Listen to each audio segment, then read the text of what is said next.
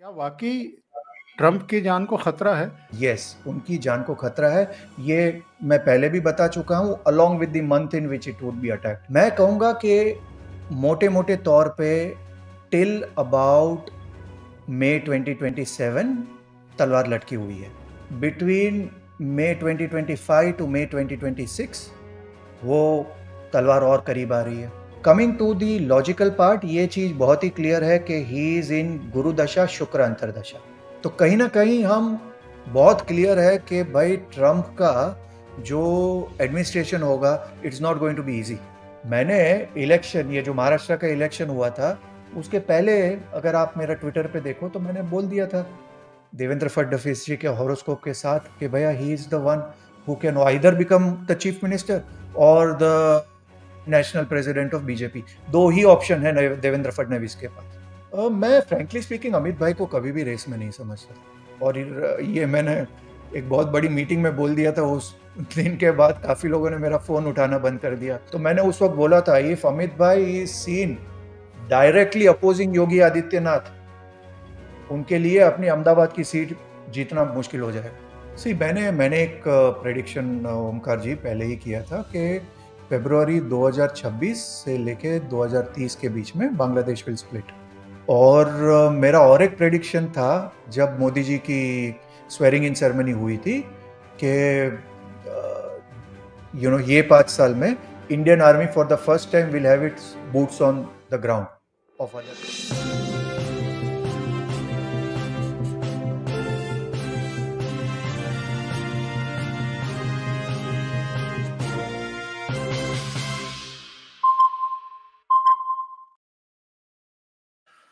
नमस्कार दोस्तों, OCN network में आपका स्वागत है। मैं हूं ओमकार चौधरी और आज हम एक ऐसी जानी पहचानी हस्ती से बात कर रहे हैं जो अंतर्राष्ट्रीय घटनाक्रमों पर बहुत नज़दीकी बारीक निगाह रखते हैं। उनके बारे में बल्कि पहले से कुछ उनकी ऐसी घोषणाएं रही हैं जो बिल्कुल सही साबित हुई हैं।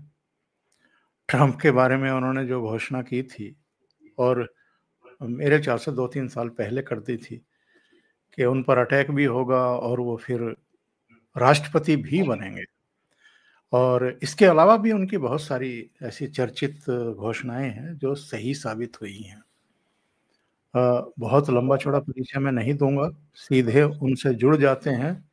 कार्तिक गौर साहब जुड़ रहे हैं मेरे साथ दुबई से, और उनको जोड़ करके ही हम चलिए चर्चा को आगे बढ़ाते हैं। कार्तिक जी, बहुत स्वागत है आपका। नमस्कार। नमस्कार, नमः शिवाय, जय श्री राम। जय श्री राम, बहुत अभिनंदन आपका। तो बहुत सारे दर्शक परिचित हैं, इसलिए मैं परिचय में समय ना जाया करते हुए सीधे विषय पर आता हूं। अभी पुतिन साहब ने कहा है कि डोनाल्ड ट्रंप की जान खतरे में है। उन्होंने ये तो नहीं कहा है कि ये 20 जनवरी से पहले, यानी ओवल ऑफिस में उनके प्रवेश से पहले जान का खतरा है या बाद में है, पर एक बयान उनकी तरफ से आया है। और पुतिन कोई बात कहते हैं तो उसको नॉन सीरियस तरीके से हम लेंगे नहीं, क्योंकि ये ऐसे लोग हैं जो नॉन सीरियस बातें कभी करते भी नहीं हैं, और यकीनी तौर पर हम इस तरह की बातें उनके बारे में कर भी नहीं सकते हैं। तो आपकी नज़र में जो पुतिन ने कहा है, क्या वाकई ट्रंप की जान को खतरा है? क्योंकि चुनाव के दौरान भी हमने देखा कि कम से कम 2 बार तो ऐसा हुआ ही है जब उनकी जान लेने की कोशिश की गई है, और अभी भी डीप स्टेट हो या दूसरे तमाम वहाँ के तत्व हों, वो ट्रंप के चयन को एज प्रेसिडेंट उनको बर्दाश्त तो नहीं ही करेंगे। तो ऐसे में वो चुन लिए गए हैं, अब तो बस 20 जनवरी का इंतजार है। तो आपका क्या आकलन है इस मामले में? नमस्ते, नमः शिवाय, थैंक यू ओमकार जी बुलाने के लिए। मेरा इसका एनालिसिस बहुत ही स्ट्रेट है। मैं तो देखो हर चीज को ज्योतिष के एंगल से समझता हूँ। Even when it comes to geopolitics, मैं हर चीज को, जैसे ओल्डन डेज में राज ज्योतिषी होते थे ना, तो आजकल के टाइम में उसको हम बोल सकते हैं geopolitic expert with a tinge of jyotish, right? जी। सो उसका एक अगर हम बहुत ही लॉजिकल और स्ट्रेट एनालिसिस करें तो यस, उनकी जान को खतरा है। ये मैं पहले भी बता चुका हूं, along with the month in which it would be attacked, right. अभी मैं ज्यादा उस चीजों में एनालिसिस नहीं करता हूं, क्योंकि ज्योतिष में frankly speaking we should not do such predictions quite regularly, क्योंकि उससे जो ज्योतिषी होता है उसके हेल्थ पे भी फर्क पड़ता है, और इसीलिए हमको ये डिले भी करना पड़ा। अगर आपको याद होगा तो मेरा हेल्थ भी अप डाउन होता हूं, तो मेरे को भी यस। याद आए गुरुदेव के वर्ड्स के, भैया when it comes to death and all, तो हंसी मजाक में ऐसे एनालिसिस ना करो। बट मैं कहूंगा कि मोटे मोटे तौर पे टिल अबाउट मई 2027 तलवार लटकी हुई है। ओके, उसको फर्दर हम ड्रिल डाउन करेंगे तो बिटवीन मई 2025 टू मई 2026 वो तलवार और करीब आ रही है। और एक तलवार बहुत ही करीब आ गई थी जब मैंने बोला था जब सूर्य कन्या राशि में आएगा, तो दैट ऑलरेडी हैपेंड। वो 2 दिन पहले मैंने बोला था एंड ऑटोमेटिकली वो अटैक हुआ था। एंड काफी लोगों ने उस वक्त पूछा कि बेस्ड ऑन व्हाट, एंड मैंने उसका एक लॉजिकल एनालिसिस भी दिया है ताकि लोग समझे कि jyotish is purely science, it is not some hocus pocus. ये अलग बात है कि अभी काफी लोग ऐसे ही एक दो बुक पढ़ के तिलक बिलक लगा के बैठ जाते हैं and they call themselves as ज्योतिषी। बट फ्रैंकली स्पीकिंग, गुरु बिना ज्ञान नहीं।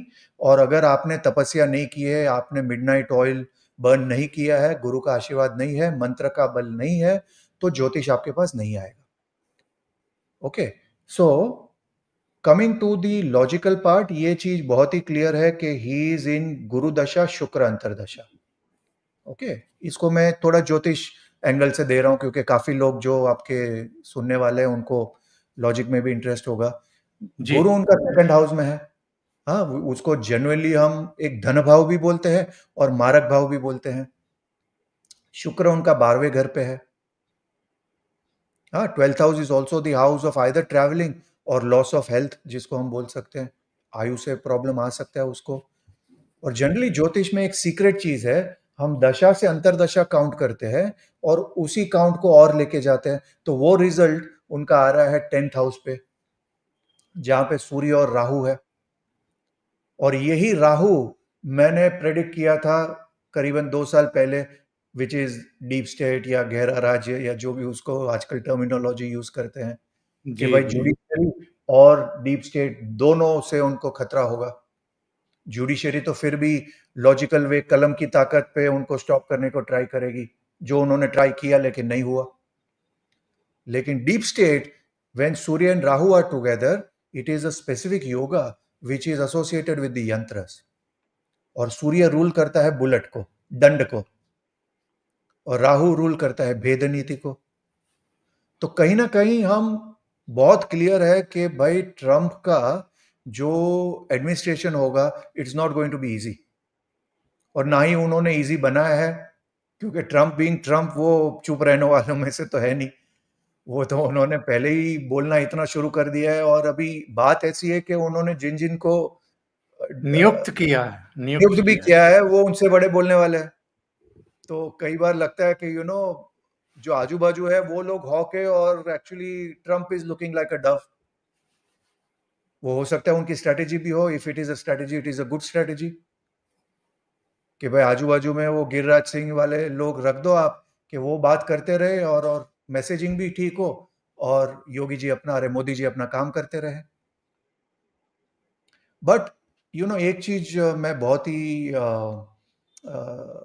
बहुत ही अमेज्ड हूँ और रादर शॉक्ड हूँ कि द सो कॉल्ड डेमोक्रेसी, जैसे जिस लेवल पे हमको ज्ञान दिया जाता है अमेरिका से कि हम इतनी बड़ी डेमोक्रेसी है, आपको ये करना चाहिए, हैप्पीनेस इंडेक्स, ये इंडेक्स, वो इंडेक्स, सारे इंडेक्स तो वो निकालते हैं। पर उनकी डीप स्टेट एक लेजिटिमेट विनिंग कैंडिडेट को अभी तक डाइजेस्ट नहीं कर पाई है। और डाइजेस्ट नहीं कर पाई है उस लेवल तक कि भाई आप उनको साफ भी करने के लिए रेडी हो, गोली भी मारने के लिए रेडी हो। रेडी क्या हो, मार ही दी थी। सही। हाँ, सो अगर हम उनको इन अ वे कैलेब्रेट करें कि वो रिफाइंड पाकिस्तान है, तो वो कुछ गलत तो नहीं होगा, ना ही अतिशयोक्ति होगी। कि वहां पे तो चलो आसिम मुनीर आपको एक नाम के रूप में एक अवेलेबल है, कि आप जहाँ पे बता सकते हो कि ओके चलो एस्टेब्लिशमेंट बोल दो, आप उनको आईएसआई बोल दो, आप उनको आसिम मुनीर बता दो, कुछ भी बता दो। यहाँ पे तो डीप स्टेट का कोई चेहरा तो है नहीं, सोटू से। बिल्कुल बिल्कुल। But it is very clear that America का जो रिस्पेक्ट था in terms of being a legitimate democracy और फंक्शनिंग डेमोक्रेसी, ये सब फसाड के बाद तो क्लियर हो गया कि भाई वो गिन चुन के लोग होते हैं जो सिलेक्ट करते हैं। वो आर्म्स लॉबी उनकी इतनी स्ट्रांग है कि जिसको चाहे उसको ला सकते हैं, निकाल सकते हैं और मरवा भी सकते हैं। सो ये चीज बहुत क्लियर है। तो नेट नेट ऐसा, as I told you, till May 2027 his health is his life is under risk, और मई 2025 से मई 2026 बहुत बड़ा रिस्क। ओके, अच्छा चलिए आगे बढ़ते हैं। ये जो ट्रंप साहब ने कहा था कि मैं डीप स्टेट को ख़त्म कर दूंगा, जितनी नियुक्तियां अभी हाल में हुई हैं और जिस तरीके से, बल्कि मैं तो कई बार आश्चर्यचकित रह जाता हूं, जो भारतीय मूल के लोगों की नियुक्तियां हो रही हैं, उनका बैकग्राउंड भी एक्चुअल में हिंदू है।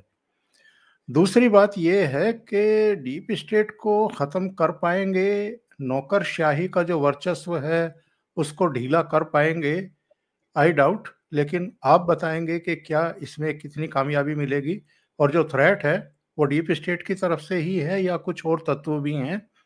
और इसके बाद फिर हम आएंगे कि ये जो हमास को उन्होंने टाइम लाइन दे रखी है, हमास क्या उन्होंने जो धमकी दी है कि 20 जनवरी से पहले सारे बंधकों को छोड़ दीजिए नहीं तो धुआं धुआं कर दूंगा, तो हमास जो है वो इस धमकी में आएगा या अपनी अकड़ में अभी भी रहेगा? तो एक तो जो उनका कार्य होगा, तो ज्योतिष में Omkar ji we use a dasha called as Sudarshan. Okay, basically वो दिखाता है कि सूर्य कहाँ घूम रहा है, और उस बेसिस पे एक्चुअली मेरा मेजर प्रेडिक्शन भी था कि he is going to win, और वो उनके लग्न में है और लग्न में मंगल है। सो इट इज वेरी क्लियर कि उनकी टॉप टॉप प्रायोरिटी में होगा नेशनल सिक्योरिटी, और जो उनका इमिग्रेंट प्रॉब्लम है वो उनकी टॉप मोस्ट प्रायोरिटी होगी, because it is Mangal, it is is 9th Lord. तो उसमें कोई डाउट नहीं है कि वो सबसे पहले जो करेंगे वो उनका जो बॉर्डर है, पोरस बॉर्डर्स है, जो उनका माइग्रेशन का इश्यू है, जो इमिग्रेंट्स का इश्यू है, उनको वापस कैसे भेजा जाए, उसमें no doubt he is not going to take back on that. But when it comes to after May, एक साल के रफली बाद, जब it is going to reach the second house where it is Jupiter, so उसकी second priority होगी all about money and finances, कि पैसा वापस कैसे लेके आए अमेरिका में, how can he make dollar stronger. In fact उन्होंने वो चीज ऑलरेडी बोल भी दी है, ब्रिक्स को ऑलरेडी एक चेतावनी दे भी दी है कि भैया don't even think of de dollarization और having a currency vis a vis opposite dollar. पर वो उस पर ज्यादातर फोकस वो करेंगे करीबन 6-8 महीने के बाद जब वो आएंगे। उनका मेन इनिशियल फोकस यही होगा।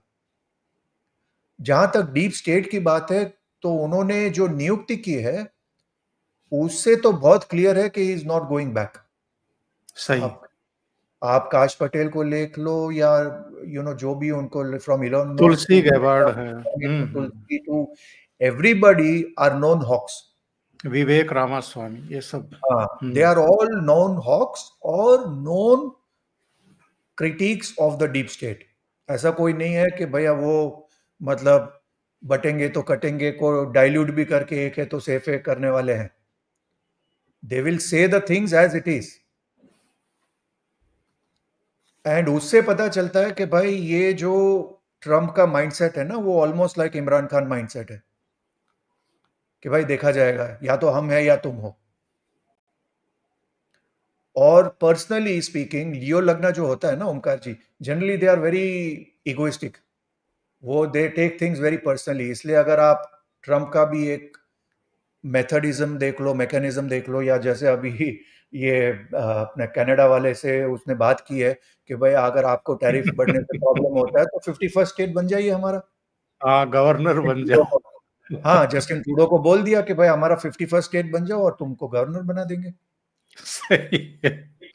Because he takes it personally, क्योंकि उसने जो जो कमेंट किया है बिहाइंड हिज बैक, तो ट्रम्प इज लाइक दैट, और थोड़ा कच्चा कान का भी है, और आरूढ़ उसका चंद्र और केतु के साथ है।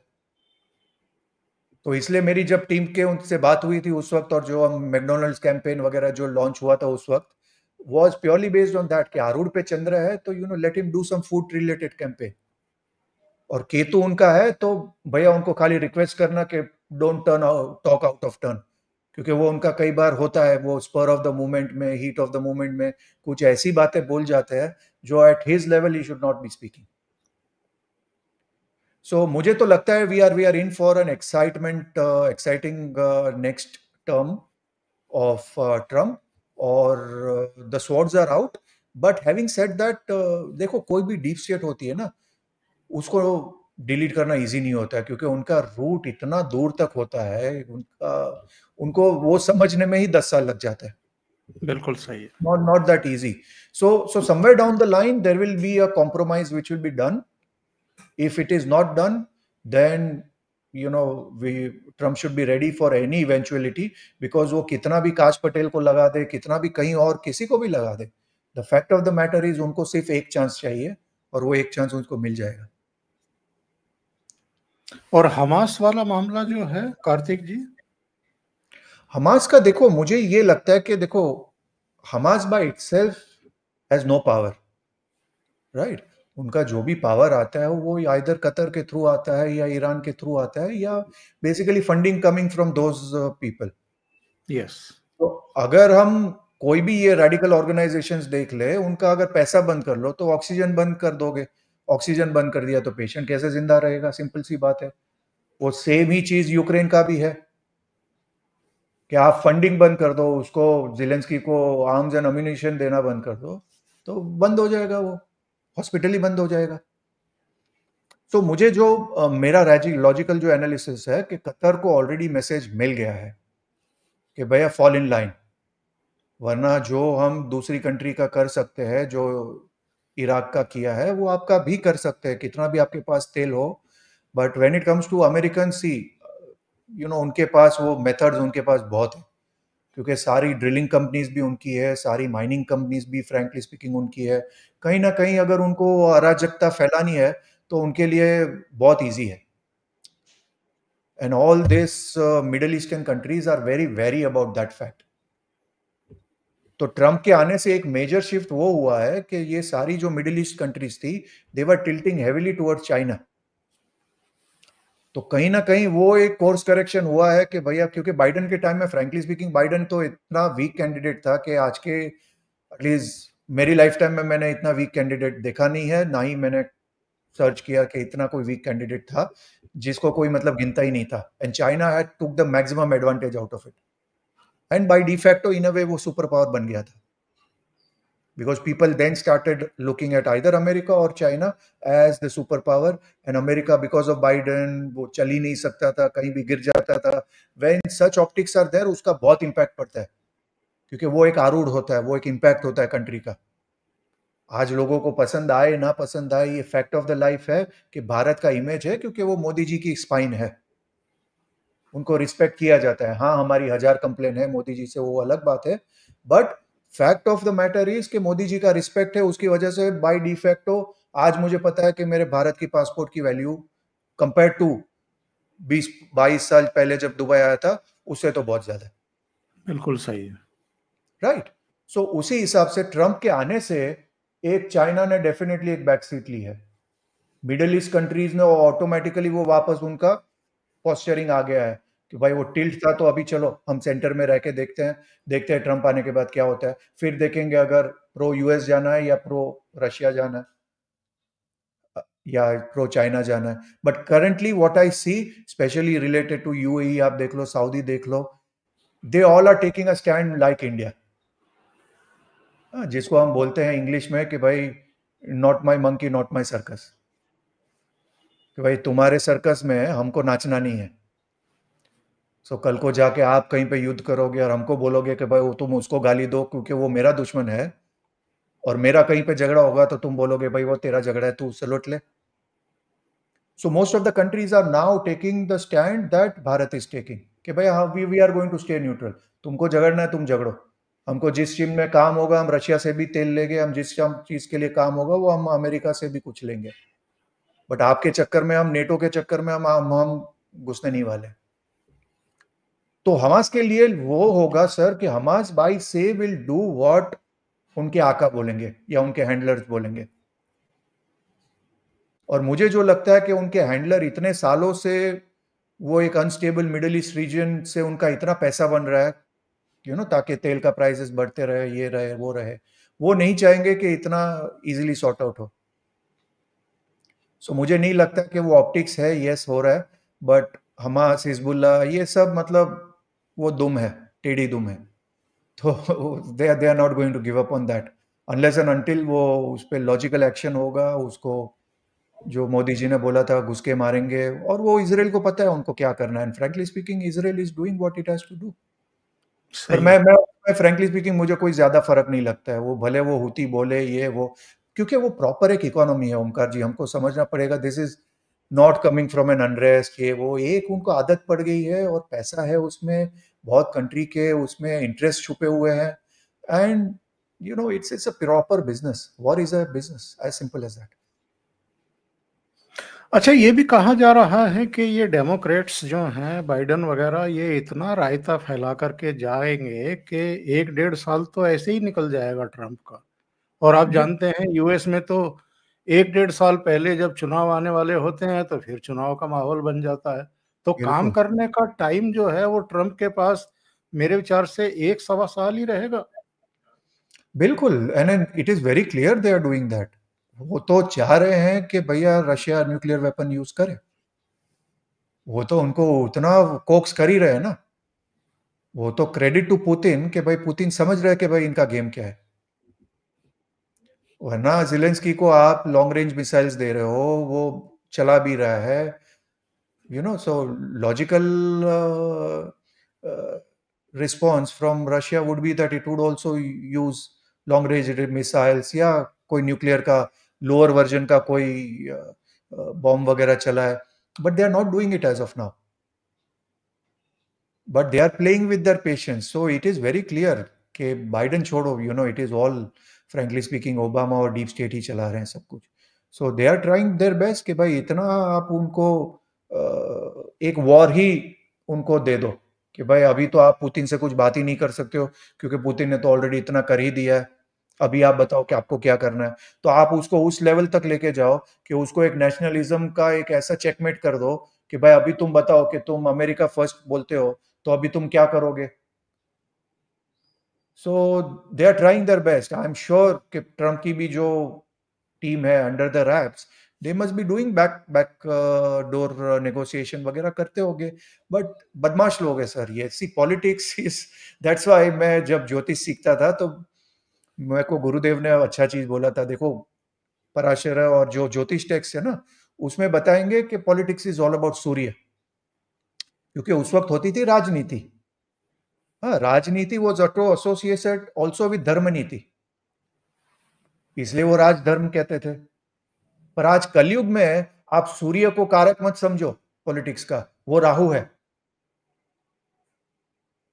जो जब हम अमित भाई को बोलते हैं कि भाई वो सुपर मास्टर स्ट्रेटेजिस्ट है, बिकॉज वो कन्या लग्न है, कन्या का को लॉर्ड इज राहु।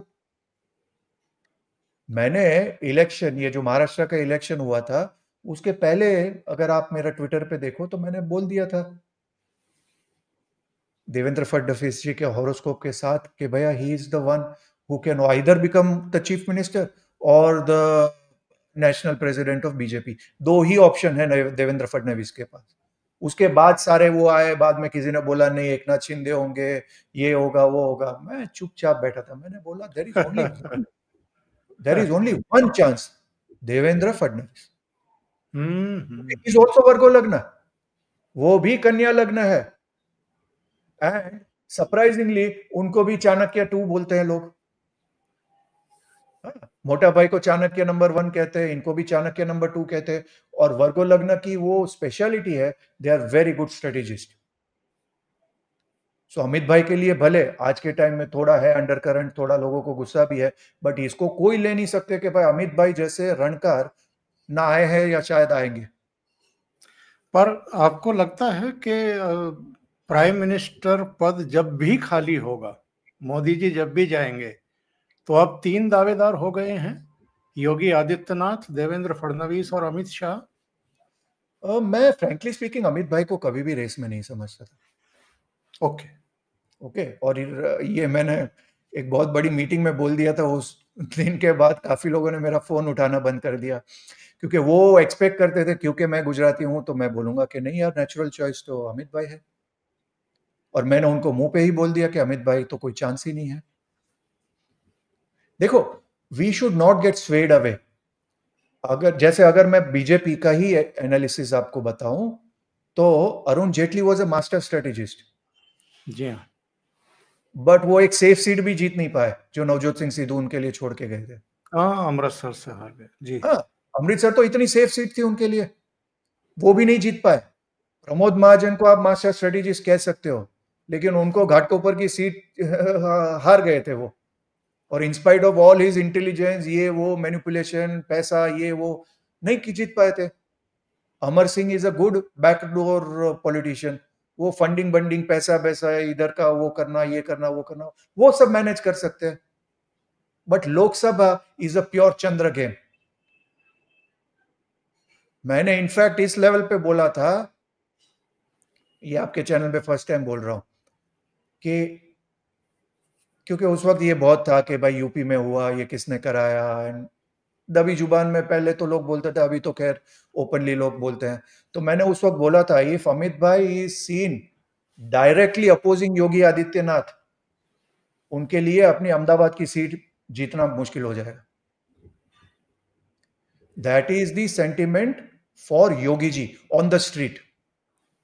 और मैं एक लॉजिकल बंदा हूं ओमकार जी, मेरा कहना सिंपल सी है, Lok Sabha is a Chandra game. Rajya Sabha में आप पैसे दे के, आपका फेम हो ना हो, कनेक्शन से ये वो करके राज्यसभा में आप जा सकते हो। लोकसभा में आपको लोकप्रिय बनना पड़ता है, और आप लोकप्रिय बन पाते हो खाली अपने क्षेत्र में, और नेशनल लेवल पे लोकप्रिय होना वो एक अलग बात है। जैसे Devendra ji, as of now Nagpur में तो कोई डाउट ही नहीं है, where he will win, it is impossible to defeat him. सही है। नितिन गडकरी को भी नागपुर में हराना पॉसिबल नहीं है। पर वही नितिन गडकरी या देवा भाऊ जब नेशनल लेवल पे आप जाओगे, तो उनको गुजरात से कितनी सीट मिल सकती है, उनको यूपी से कितनी सीट मिल सकती है, उनको उत्तराखंड से कितनी सीट मिल सकती है, दैट इज वेरी डिबेटेबल। और अगर वो सारा हम नेट नेट देखें, तो योगी जी को छोड़ के और कोई ऑप्शन ही नहीं है एज ऑफ नाउ।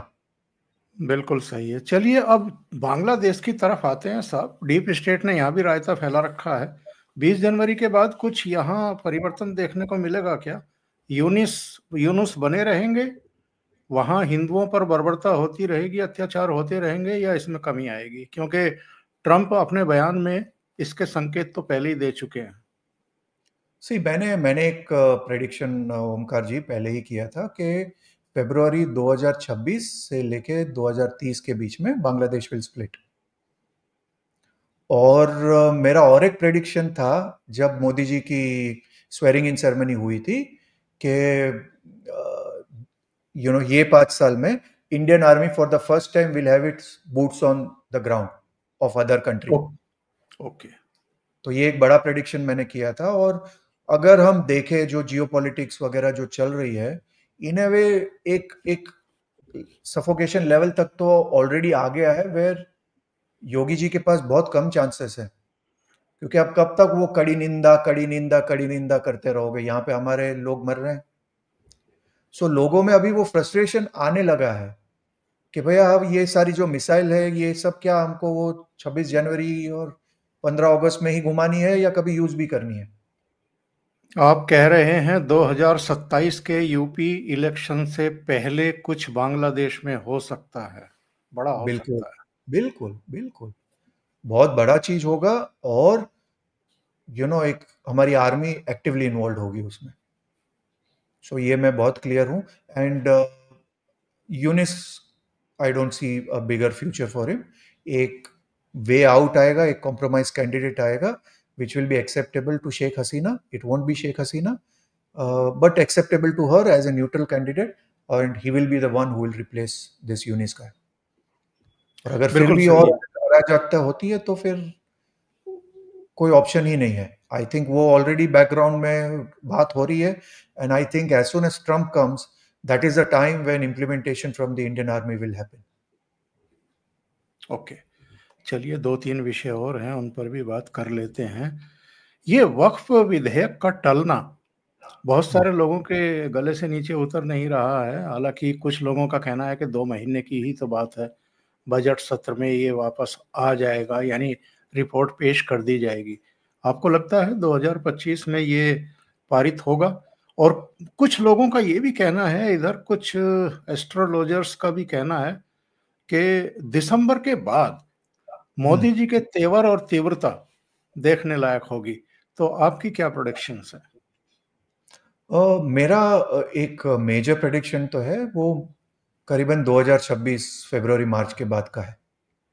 ओके, अभी मैं एक चीज में खुश हूं कि इस टाइम का जो उनका जो शपथ ग्रहण का जो चार्ट है, जो उनका स्वेरिंग इन का हॉरोस्कोप है, वो मुझे पसंद है, क्योंकि उसमें कोई बेनिफिट है नहीं लग्न में, और मंगल और केतु लग्न लॉर्ड है, मंगल 6th हाउस में जा रहा है, बहुत ही बढ़िया।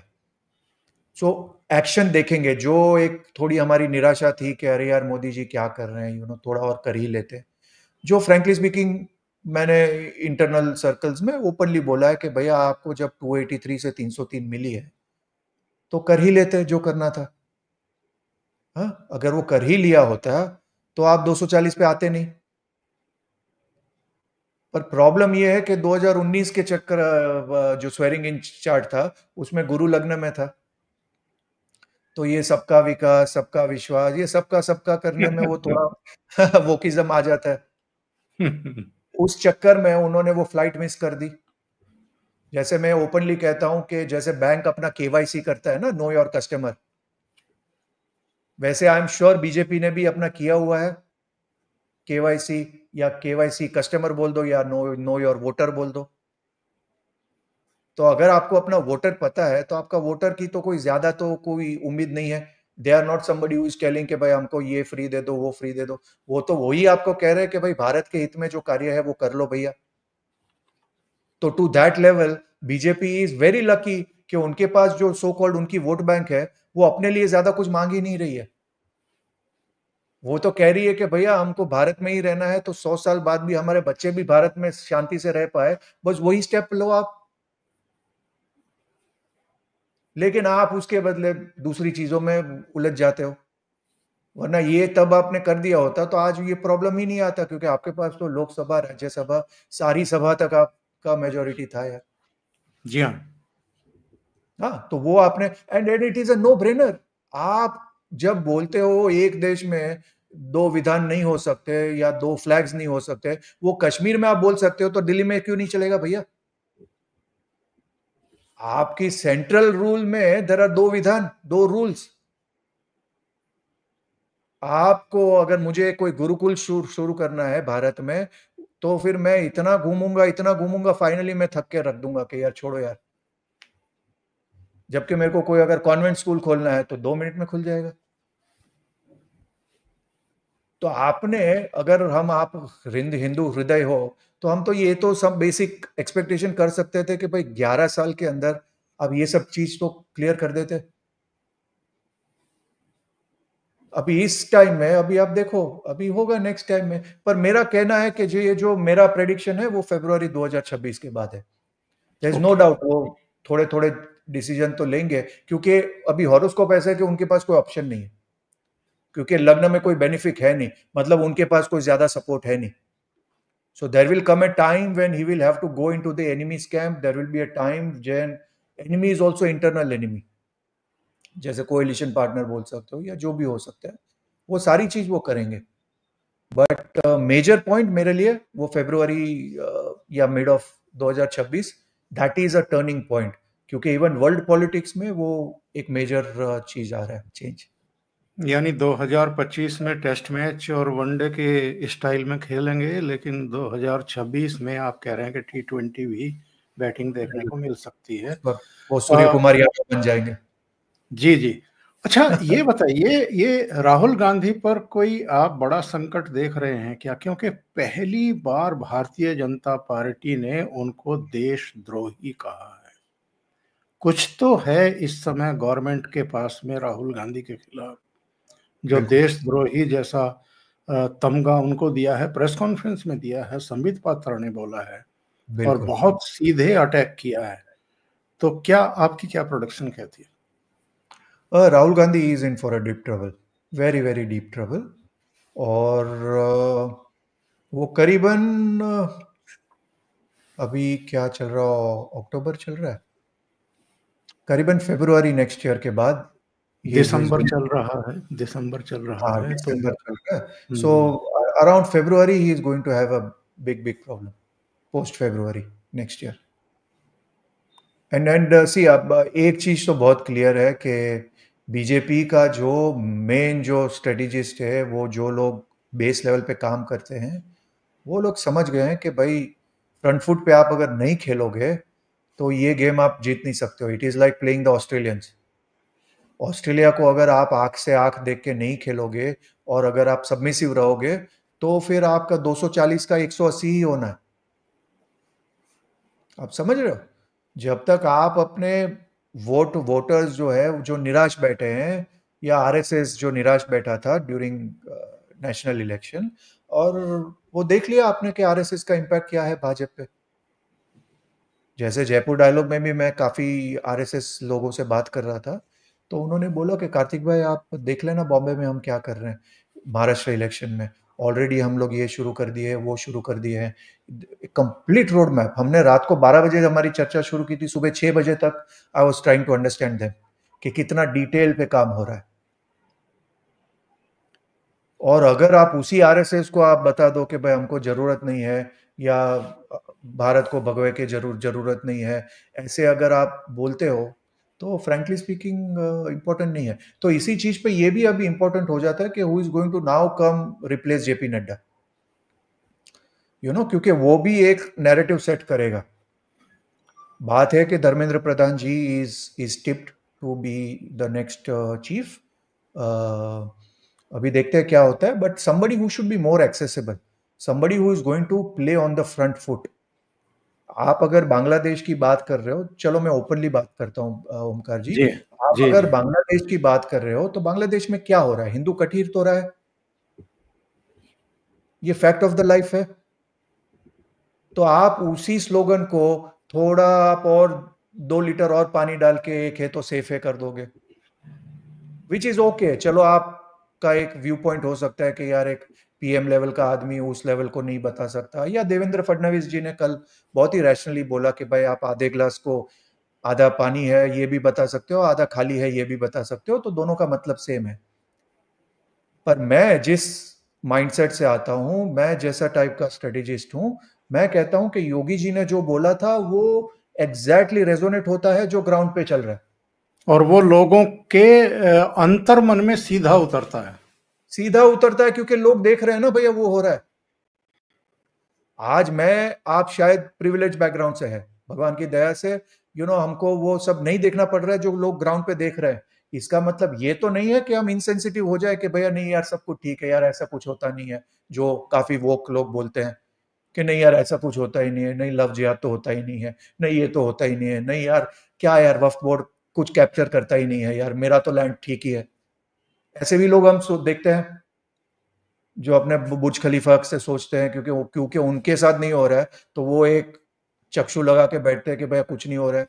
जबकि मेरा कहना यह है कि जो योगी जी ने देखा है वो करेक्ट देखा है, और वो ही रेजोनेट हो रहा है exactly what is going on in the ground. बिल्कुल बिल्कुल 100% सहमत आपसे।